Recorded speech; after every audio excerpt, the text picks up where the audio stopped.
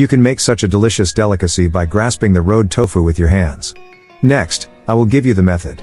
First, prepare a piece of tofu that is free from the supermarket and put it in a basin. The rice that has been left for more than 10 days, then continue to grab it half evenly with your hands, then cut some diced carrots, then cut some chopped green onions, then break in 4 male eggs, stir them evenly with a quick stir, and then pour them into the basin. Next, let's start. Put 13 boxes of salted chicken essence in the seasoning bowls, a spoonful of light soy sauce, and a little oyster sauce with your hands to mix evenly, then add the diced carrots and diced green onions, and continue to grab half a caddy of fish with your hands. The key to crispy meat is this bag of crispy meat. Put the special powder into a bag and continue to grasp it with your hands to make it into the northeast of the video. After adding all of them, we must not stir it. You must turn on the fire and slow down. You have to be as good as me and eat it. In the end, that sentence is to pay attention to me. You can only find me when you cook. Thank you.